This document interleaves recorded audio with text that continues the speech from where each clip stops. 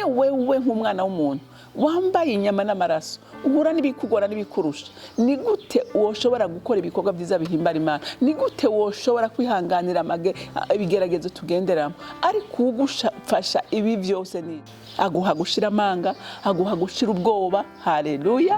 ugashobora gushingira intaho umwana.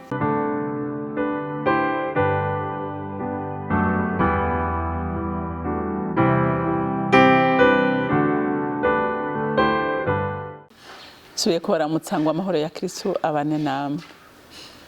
Ndanezerewe kandi gusubira kuronka akanya keza nk'aka ngo tuganire ijambo ry'Imana.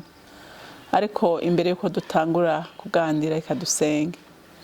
Mana uri mwiza, ugira neza, uri gitangaza, urera kandi uragororotse, uri umuvyeyi mwiza udukunda kandi utwitwararika muri byose.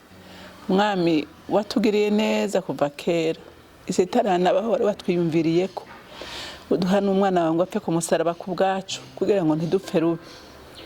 None imitima yacu iranezerewe ko tuzi neza kuri kumwe natwe, ko warabivuze kutazodusiga twenyene ariko uzogumana natwe gushika ku mpera y'isi. None ushimwe kandi wubahwe muri byose na hose mu izina rya Kristo Yesu, amen. Ego tumaze tukumisi tuganira ku rukundo rw'Imana, ku gakiza twaboneye muri Kristo Yesu. None n'ubu reka turabire hamwe ikidufasha gukomera, ikidufasha guhishurirwa ijambo, kuko ataguhishurirwa by'ukuri abantu babaho bitwara uko bashaka. Ariko Yesu Kristo byose yarabitunganije ku bwacu kugira ngo tubeho mu buzima bwo gutsinda iminsi yose.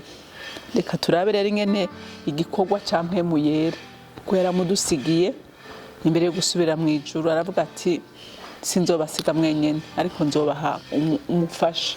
Haleluya! Dusome rero muri Yohana igice ca 16, turasoma kuva ku murongo w'indwi dushikane ku murongo wa 15. Haravuga ngo igikorwa c'umwitsa, ariko jeho ndababwira ukuri, ikizogira ico kibamarira nuko jewe ngenda, kuko nintagenda umwitsa ntazoza kuri mwebwe, ariko ninagenda nzomubarungikira.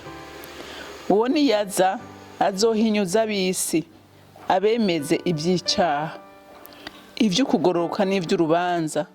Ivy'icaha kuko batanyizeye, ivy'ukugororoka kuko nja kwa Data kandi namwe muzoba mutakimbona. Ivy'imanza kuko umwami w'isi yaciriwe urubanza. Nari ngifise byinshi byo kubabwira ariko ntimwoshobora kuvyihanganira ubu.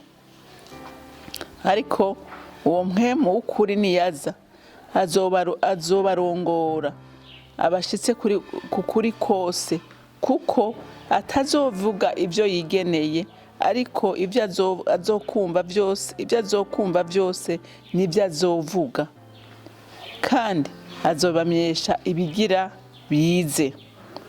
Uwo azoshimagiza jewe, kuko azokwakira ku vyanje akabibamenyesha. Ibyo Data afise byose ni ivyanje. Nico gitumye mvuga ko yakira ku vyanje akabibamenyesha. Amen.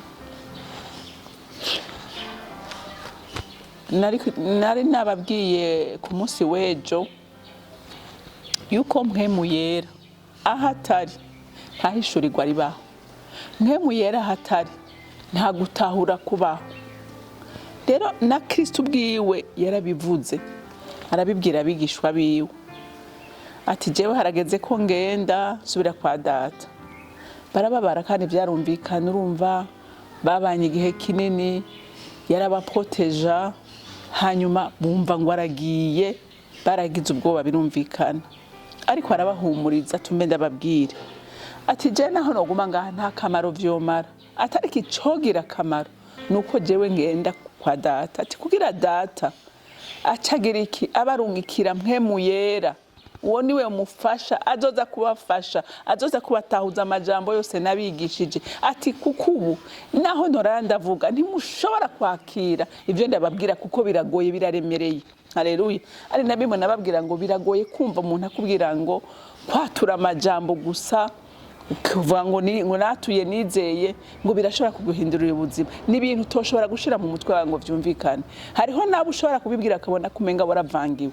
Ariko nagira nkubwire ngo mpemu yera iyaje ntumenya n'ingene wabitahuye, ntumenya n'ingene wizeye, ntavyumenya. Ni mystère, ni ibintu birengeye ubwenge bwacu. Ariko uza kubihishura akaza kuvyemeza ni mpemu yera. Haleluya. Haleluya. Bisigura ngo mpemu yera ndakwinginga mu kintu cyose ukora, mwisengesho usenga, iyo ugiye gukora igikorwa cy'Imana icyo ari cyo cyose, banza uhamagare mpemu yera. Banza umve kuri en communion avec mpemu yera. Niho ushobora kugira ihishurirwa mu ijambo, niho ushobora gutahura urukundo rw'Imana. Mugahandi ubisoma ngaha mu nyugutu vyo kugora gutahura. Rero Yesu arababwira ngo ni byiza ko jewe ngenda, ngo kuko ni ntagenda ntaco muzoshobora.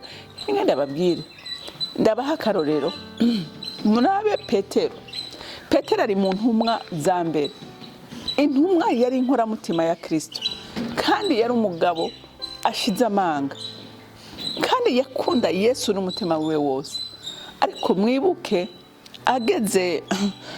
Yesu ageze gupfa, yaramubwiye ati Petero, ati ntubona ibi byose uri kuravuga ko nkunda, ko we komera gupfana nanjye. Ati nagira ndakubwire yuko ati inkoko itarabika nari uzomaze kunyekana inshuro 3. Petero ntiyamwihakanye kubera mwanga. Imbere y'urupfu byaramugoye. Na Kristo ubwiwe muze musome ari mu gashamba k'Getsemane ariko arasenga. Yaragize ubwoba abonye bimuje kuko agiye mwiyerekwa, abona urupfu agiye gupfa, abona ibihiri, abona amacuma, abona ibintu, igitero cy'abantu kimujeko, ngo aragira ubwoba. Aravuga, arasemerera, aravuga ngo data kubera kumpebye umebeshejwe niki. Se ngo yari yamuteye umugongo kubera iki? Kubera ngo yari yahindutse icyaha. Haleluya. Imana biba ngombwa ko marayika amanuka akamuzanira ubundi bushobozi. Ariko amaze kwakira ubundi bushobozi bwa Saint Esprit, aravuga ngo umubiri wari unyankiye, ariko ubu ndakiriye ubushobozi, ndemeye kuja gukora igikorwa data yantumye. Haleluya. None wewe nk'umwana w'umuntu wambaye inyama n'amaraso, uhura n'ibikugora n'bikurusha, ni gute woshobora gukora ibikorwa byiza bihimbara Imana? Ni gute woshobora kwihanganira ibigeragezo tugenderamo? Ariko ugufasha ibi byose ni mpemu yera. Haleluya. Kuko na Kristo ubwo yarabivuze ati ntabyo mwoshobora. Petero yamwihakanye. Amaze kumwihakana 3, ngo Yesu yarahindukiye aramuraba kugira mwibutsa ati bimwe nakubwira urabyibuka. Kandi aho yari umukobwa umwe gusa, umukobwa umwe we yamuteye ubwoba. Arihakana umwami kandi atamwanga. Ariko umunsi yakiriye ubushobozi kuri Pentecote, ubushobozi bwa mpemwera, umunsi bubazako, Petero yaravuze ngo ahari iteraniro ry'abagabo n'abagore benshi, uyo munsi ngo hihanye abayude 3,000. Haleluya. Kubera iki? Mpemu yera yaramaze kumwuzura, aguha gushira amanga, aguha gushira ubwoba. Haleluya. Ugashobora gushingira intaho umwami, ugashobora guhagarara neza udatinya kukuzi neza ko ari ugushigikiye. Ibyo navyo nta wundi muntu numwe ashobora kubiguha, ni mpemu yera. Haleluya. Arico gituma ngo utera intege nk'umukristo yizeye umwami wiwe, rondera kunywana rena mpemu yera, urondere kubatizwa mu bushobozi bwiwe kugira ngo ushobore guhishurirwa ukuri kw'ijambo kumwe Imana yatubwira ngo abamusenga bamusenge mu kuri no mu mpemu. Haleluya. Kuko ngo Imana ari iki? Imana ari mpemu. Haleluya. Rero Yesu arababwira ati narenga ifise byinshi byo kubabwira, ariko ntimuri capable kuvyakira, ntimushobora kubitahura. Haleluya. Ariko mpemu yera amaze kuza, bagize ihishurirwa, bagira gukomera, bashingira intaha Imana. Haleluya. N'uyu munsi ubutumwa bwakwiye isi kubera iki? Kubera mpemu yera yaje. Haleluya. atuma abantu bagira ihishurirwa, batuma abantu bashira ubwoba, atuma abantu batahura ukuri. Haleluya. Rero nico gituma nkwinginga muntu w'Imana ngo gira umwete. Gira umwete wo kunywana na mpwemu yera. Gira umwete ukunywana na mpwemu yera. Niwe azoduhishurira amabanga yose. Haleluya. Abantu bose bakoreshejwe ibikorwa byiza bihimbara umutima w'Imana nuko bari buzuye ubwo bushobozi. Rero nawe uyu munsi ubona ugifise intege nke, ubona udashobora gusoma ijambo ry'Imana, no kubera ko impwemu yawe ntiranywana n'iya mpwemu yera ngo bimatane wumve ko uguma ufise inzara n'inyota yo kumenya iby'Imana davantage. Ariko ni wahura nawe uzogira inyota, uzogira umwete, uzogira inzara, kuko uyo ni wagutera inyota akagutera n'inzara. Rero Imana yo mu ijuru ibampera umugisha, mugira umunsi mwiza, mwarahezagiwe.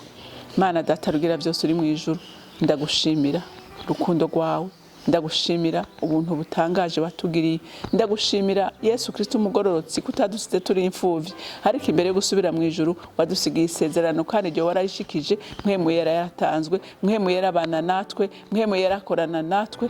Yo turagukunda mpwemu yera, ndagukunda mpwemu yera. N'ubu ndasenze ngo uvomerere ubugingo bwanjye, usubire unyongere izindi imbaraga, usubire unyongere ayandi mavuta, kandi nsengera na bene data bose, usubire ubahishurire urukundo rw'Imana, usubire ahishurire icyo Imana ibagombako. Uzoba ukoze.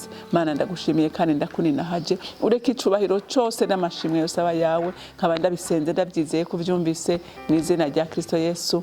Mwarahezagiwe, mugira umunsi mwiza.